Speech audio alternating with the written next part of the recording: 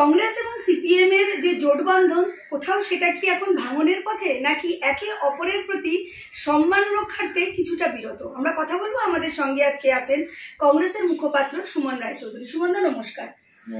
এই যে আপনাদের সাথে যে একটা গাঠবন্ধন হয়েছিল সিপিআইএম এর, সম্প্রতি বিকাশ বাবুর কিছু বক্তব্য সামনে এসছে, সোশ্যাল মিডিয়া প্ল্যাটফর্মে এসছে, কি বলবেন? কোথাও কি একটা অভিমানের পালা, নাকি যেভাবে আপনার গলাতেও একটা প্রতিবাদ বা তাকে যেভাবে আক্রমণ করা একে অপরকে, কংগ্রেস এবং সিপিএম, আপনারা তো একত্রিতভাবে ইলেকশনে লড়লেন, তো এখনো সেই জোটবন্ধন আছে, সেই জায়গায় দাঁড়িয়ে একে অপরের বিরুদ্ধে এইভাবে মন্তব্য করা কিভাবে দেখছেন? মানে কি বক্তব্য কি আপনার? না না, বিকাশবাবুর মন্তব্যের সঙ্গে জাতীয় কংগ্রেস বা বামপন্থীদের জোটের কোনো সম্পর্ক নেই। বিকাশবাবু দীর্ঘদিন ধরে মানে বিভিন্ন, আমি আপনাকে আগের লিঙ্কও দিতে পারবো, যতবারই উনি বলেছেন আমি প্রতিবাদ করেছি। ওনার পুরনো কিছু ঘটনা সবসময় ওনার মনের মধ্যে ঘুরতে থাকে। কখনো কংগ্রেসি গুন্ডা, কখনো কংগ্রেসের মধ্যে আরএসএস এর লোক ভর্তি, এই জাতীয় মানে কংগ্রেসকে একটু ছোট করে দেখানো বা ডানপন্থী রাজনীতিকে একটু ছোট করে দেখানো, এটা বিকাশবাবুর একটা পুরনো অভ্যাস। কিন্তু পুরনো অভ্যাস বললে তো আমি ছেড়ে দেবো না। আমার দলকে আক্রমণ করলে, আমার ফ্র্যাটার্নিটিকে আক্রমণ করলে আমি পাল্টা আক্রমণ করব, সেটাই আমি করেছি। এখন বিকাশবাবুকে এই ধরনের কথা বলার অনুমতি মোহাম্মদ সেলিম বা বিমান বসুরা দেন কি দেন না সেটা আমার জানা নেই। তবে সিপিএম এর সঙ্গে আমরা জোট করে এই লোকসভা নির্বাচন লড়লাম, আগেও জোট হয়েছিল, আবার এই উপনির্বাচন হচ্ছে। হয়তো আজকালকের মধ্যে মানিকতলা কেন্দ্রে যে সিপিআইএম প্রার্থী রাজীব মজুমদার আছে তার সমর্থনে আমরা মিছিল করতেও যাব। সিপিএম এর সঙ্গে বা বামপন্থীদের সঙ্গে আমাদের সিট অ্যাডজাস্টমেন্ট এবং বোঝাপড়া তো রয়েছে। এতে বিকাশবাবু কি বললো না বললো তাতে যায় আসে না। আমার মূল বক্তব্যটা হচ্ছে, যখন একটা জোটের আবহাওয়া পশ্চিমবঙ্গে রয়েছে এবং তৃণমূল নামক শক্তি সেই জোটকে বিভিন্নভাবে ছেঁদা করার চেষ্টা করছে, কংগ্রেসের উচ্চ নেতৃত্বকে ব্যবহার করে বা বিভিন্ন ধরনের মন্তব্য করে সেটা একটা ছেঁদা করার চেষ্টা করছে, সেই পরিস্থিতিতে দাঁড়িয়ে বিকাশবাবুর এই ধরনের দায়িত্বজ্ঞানহীন মানসিকতার আমি তীব্র প্রতিবাদ করি। আর আমার দলকে আক্রমণ করলে আমার মা বাবা, আমার দল মানে হচ্ছে আমার কাছে আমার মা বাবার মতন। আমি যখন এত কঠিন দিনেও আমি আমার দলকে ছাড়িনি, তার মানে আমি আমার দলকে ভালোবাসি। তা আমার দলকে আক্রমণ যদি করে, সেটা বিকাশবাবু কেন, সীতারাম ইয়েচুরি করলেও আমি ছাড়বো না। কোনোদিন যদি আমার দলের কোনো শীর্ষ নেতাও আমার দলকে আক্রমণ করে, আমি কোনোদিন ছাড়বো না। আমরা অভিষেক মনু সিংভিকেও ছাড়িনি, কপিল সিব্বালকেও ছাড়িনি। তো বিকাশবাবু কোন ক্ষেত কি মূল্য, আমার কিছু যায় আসে না তাতে। কিন্তু আক্রমণ আমার কানে এলে আমি পাল্টা আক্রমণ করবই। উনি অনেক কথা বলেছেন, তার অনেকগুলো উত্তর রয়েছে। আমি বিকাশবাবুকে বলবো যে আপনি মন্থন করুন, আত্মমন্থন করুন, যে আপনি কংগ্রেসীদের চরিত্র, কংগ্রেসীরা গুন্ডা ছিল, এগুলো নিয়ে না ভেবে পশ্চিমবঙ্গে এই যে লোকসভা নির্বাচনটা হয়ে গেল, আমরা কাঁধে কাঁধ মিলিয়ে লড়লাম, এবং আমার মতন কংগ্রেস কর্মী যারা আশা করে আগামী দিনেও বামপন্থীদের সঙ্গে কাজ করব, আমরা আপনাকে একটা প্রশ্ন করছি, কংগ্রেসীদের বিচার না করে আপনাদের স্ট্রাইক রেট সম্বন্ধে আপনারা একটু ভাবুন। আপনারা 12টা কি 13টা আসনে লড়ে কংগ্রেস পশ্চিমবঙ্গে 29 লক্ষ ভোট পেয়েছে, আর বাকি আসনগুলোতে আপনারা লড়ে 34 লক্ষ ভোট পেয়েছেন। তাহলে কেন বামপন্থীদের ভোট কেন কমে যাচ্ছে, কেন মানুষ বামপন্থীদের থেকে সরে যাচ্ছে, বা বামপন্থী ভোটগুলো অন্য কোনো রাজনৈতিক দলে কেন চলে যাচ্ছে, আমার মনে হয় সেটা নিয়ে ভাবার টাইম এসে গেছে। সবসময় এটা বললে হবে না পার্লামেন্ট বা বিধানসভার সংখ্যাটা বড় কথা না, রাস্তায় থাকতে হবে। রাস্তায় যে উনি বলেন আর কি, রাস্তায় থেকে যে আন্দোলন করবেন সেটা আইনে প্রণয়ন করতে হলে তো আপনাকে বিধানসভা বা লোকসভায় সংখ্যা আনতে হবে। সেই সংখ্যাটা কেন আনতে পারছেন না, মানুষ কেন আপনাদের ভোট দিচ্ছে না, এটা ভাবনা চিন্তা করুন। সুমনদা, সিপিএম কি সত্যি আমিত্বতে ভোগে? কারণ এই নিয়ে আপনিও এই বক্তব্যটা রেখেছেন বা এই কোড আনকোড শব্দটা তুলেছেন। ওরা সব বোঝে, ওরা সব জানে, ওদের চেয়ে জ্ঞানী পৃথিবীতে আর কেউ নেই, আর বাকিরা সব ঠুনকো, এই মানসিকতাটা ওদের মধ্যে রয়েছে।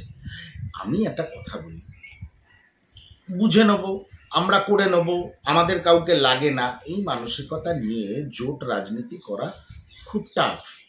এটা কিন্তু বিমানবাবুর মধ্যে নেই, এটা কিন্তু মোহাম্মদ সেলিমের মধ্যে নেই, এটা কিন্তু কলকাতা জেলার বা অন্যান্য জেলার যারা সম্পাদক আছেন বা শীর্ষ নেতৃত্ব আছেন তাদের মধ্যে নেই। এই বিকাশবাবু অত্যন্ত সম্মানীয় লোক, এ সত্ত্বেও আমি বলছি অত্যন্ত সম্মানীয় লোক, শিক্ষিত মানুষ, নাম করা মানুষ, কিন্তু বিকাশবাবুরা হচ্ছে এই জোট রাজনীতির জন্যে ঠিক উপযুক্ত না। এনারা হচ্ছে এই লেফট ফ্রন্টের মধ্যে কিছু ফ্রিঞ্জ এলিমেন্ট থাকে না, ফ্রিঞ্জ এলিমেন্ট। আমারও উচিত নয় ওনার কোনো কথায় রিয়্যাক্ট করার, কারণ এটা উনি বহু বছর ধরে করে আসছেন, এটা ওনার মজ্জায় ঢুকে গেছে। কিন্তু আমি আমার দলকে আক্রমণ করলে আমি তো প্রতি আক্রমণ করবই, এতে আমার দলও যদি অসন্তুষ্ট হয় আমার কিছু করার নেই। আমি দলটা ভালোবেসে করি, তাহলে এই কঠিন সময় অনেক দরজা খোলা ছিল, কিন্তু আমি দলটাকে ভালোবাসি, দলকে ছাড়বো না। দলকে কেউ আক্রমণ করলে আমিও তার প্যান্ট জামা খুলে দেবো, সে বিকাশবাবু হোক, সীতারাম ইয়েচুরি হোক, বা আমার দলের কোনো শীর্ষ নেতৃত্ব হোক। আমার দলকে আক্রমণ করলে 1 ইঞ্চি জমি ছাড়ার কোনো প্রশ্ন ওঠে না, সেখানে আমি কোনো জোট টোট বুঝি না। আরেকটা বিষয়, অনেক নতুন মুখ কিন্তু এবারে সিপিএম এ এসছে এবং তারা প্রার্থীও হয়েছে, দাঁড়িয়েছে।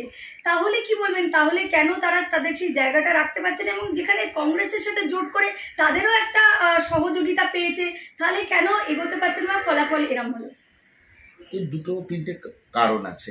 প্রথম কারণ মেরুকরণের রাজনীতি, এতে কোনো সন্দেহ নেই। মমতা বন্দ্যোপাধ্যায় এবং বিজেপি ক্যালকুলেটিভ ওয়েতে এমনভাবে পোলারাইজড করছে ভোটটাকে, সেখানে ধর্মনিরপেক্ষ প্রগতিশীল রাজনৈতিক শক্তিগুলোর রাজনীতি করা কঠিন এখন পশ্চিমবঙ্গে তো এই কালচার আমরা কোনোদিন দেখিনি।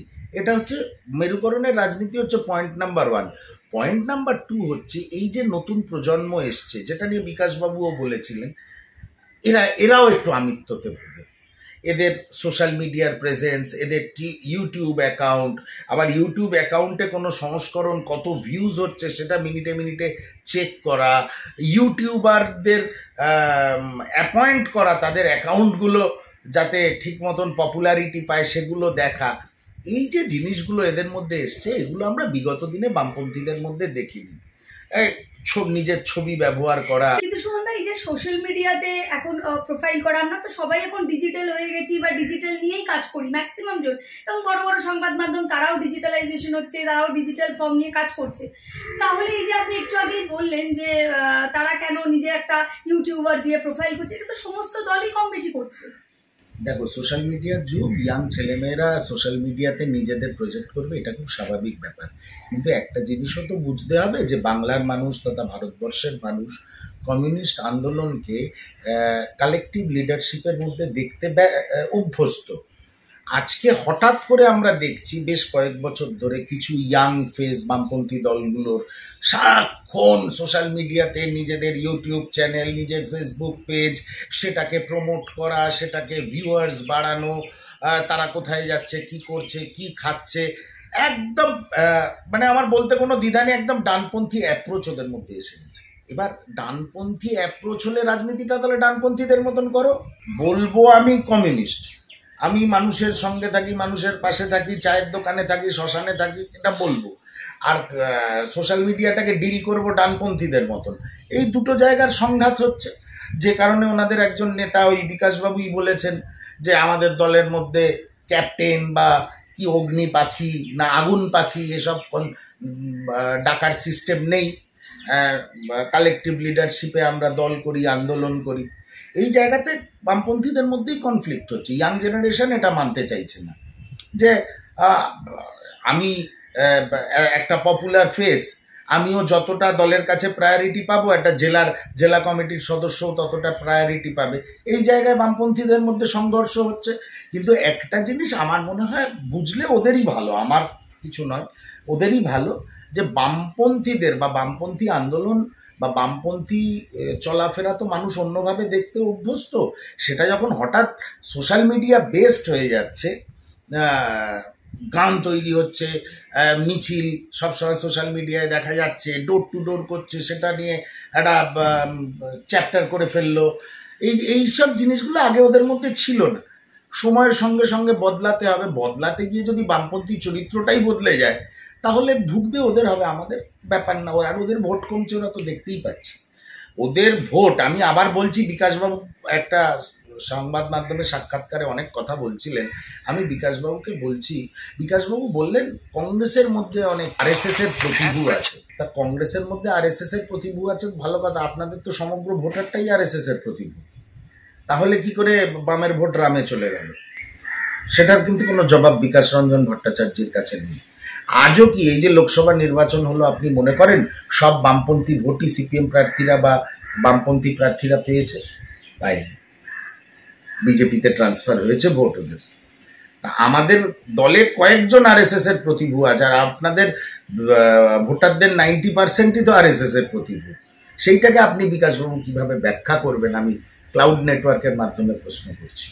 একদম শেষ একটা প্রশ্নে যাব। আগামী দিন কিন্তু 2026 আসছে এবং আপনাদের যদি জোট একসাথে 26-এও লড়াই করে, কাজ করে, এই জায়গা থেকে দাঁড়িয়ে নেতৃত্ব, মানে আপনিও যেরকম একটা নেতৃত্বে আছেন, মুখপাত্র, বিকাশ দা অনেক সিনিয়র, তিনি বামপন্থারও একটা নেতৃত্ব বা একটা ভালো চরিত্র, প্রধান মুখ, সেই জায়গায় দাঁড়িয়ে এখন থেকে যদি এরকম একটা বিরোধ বা মতবিরোধ বা মতানৈক্য তৈরি হয় আগামী দিনে, তাহলে কি এই জোটবন্ধন নিয়ে কাজ করা যাবে? কিভাবে কাজ করবেন? তো আমি তো আগামীকাল থেকে মানিকতলা উপনির্বাচনে সিপিএম প্রার্থীর হয়ে মিছিল করব, মিছিলে নিজে হাঁটবো। আমি তো সমর্থক বামপন্থীদের সঙ্গে জোটের। আমি তো বলি যে বামপন্থীরা আজকের বাংলার পরিস্থিতিতে আমাদের স্বাভাবিক মিত্র, বামপন্থীদের সঙ্গে কোনো মতবিরোধ নেই। এবং আমি আমার দলের মধ্যে মনে করি, কে কি মনে করে আমি জানি না, এই বাংলার পরিস্থিতিতে বামপন্থীরা এবং সর্বভারতীয় প্রেক্ষিতে তৃণমূল কংগ্রেস নয়, বামপন্থীরা হচ্ছে আমাদের স্বাভাবিক মিত্র, আমাদের ন্যাচারাল অ্যালাই, এতে কোনো সন্দেহ নেই। কিন্তু তার মানে এই নয় কেউ যদি আমার দলের পলিটিক্যাল ইন্টিগ্রিটি, আমার দলের ক্যারেক্টারিস্টিক্স নিয়ে প্রশ্ন তোলে, আমি চুপ করে তাকে পুজো করব। বিকাশবাবু কোনো মহাপুরুষ নয়, কোনো মহাত্মা গান্ধী নন যে উনি আমাদের সমালোচনা করবেন। ওনার সমালোচনা যদি আমি করা শুরু করি, তাহলে একটা কেন দীপান্বিতা তোমার 4টে প্যানেল করতে হবে আমাকে নিয়ে। কিন্তু সেটা তো সলিউশন নয়। সলিউশন হচ্ছে যা ঘটনা ঘটেছে সেগুলো উভয় পক্ষ ভুলে গিয়ে আগামী দিনে বাংলার উন্নতির জন্য কাজ করবে। মানুষের মাথার ছাদ, পেটের ভাত, এগুলোর জন্য তারা কাজ করবে। তারা যদি কেউ যদি আমাকে বলে কংগ্রেস বিগত দিনে গুন্ডামো করেছিল, আমিও বলবো আপনারা কংগ্রেসি ভোটারদের হাত কেটে দিয়েছিলেন। তাতে কি সমস্যার সমাধান হবে? সমস্যার সমাধান হবে এই স্বৈরতান্ত্রিক মমতা বন্দ্যোপাধ্যায় সরকারকে গদিচ্যুত করতে হবে। তার জন্যে সকল ধর্মনিরপেক্ষ গণতান্ত্রিক শক্তিকে একত্রে রাস্তায় নামতে হবে।